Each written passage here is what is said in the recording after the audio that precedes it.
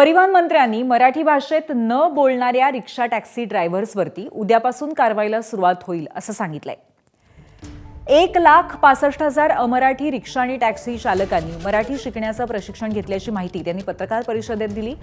1989च्या नियमानुसार मराठी अनिवार्य आहे, रोजगार बुडावा ही आमची अपेक्षा नाही, परंतु मराठी अस्मिता टिकवणं गरजेचं आहे असंही त्यांनी म्हटलं। आणि त्यामुळे आता मराठीत न बोलणाऱ्या रिक्षा टॅक्सी चालकांना इथून पुढे 1 महिन्याची नोटीस दिली जाईल।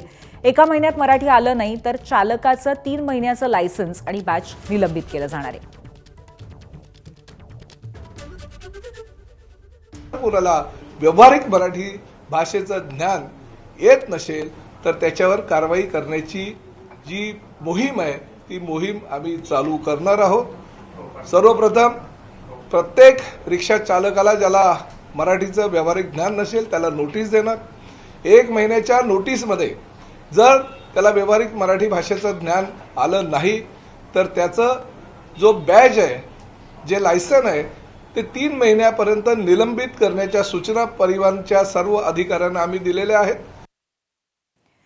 शिवाय याबरोबर आता रिक्षा टॅक्सीचे परवाने तपासण्यासाठी एसआयटी स्थापन करण्यात येणार आहे, कारण मोठ्या प्रमाणावरती बोगस परवाने असल्याचा परिवहन विभागाला संशय आहे। परिवहन विभागाचे विभागीय आयुक्त एसआयटीचे प्रमुख असतील। 2 महिन्यात परिवहन मंत्र्यांना अहवाल सादर करण्याचे आदेश त्यांना देण्यात आले।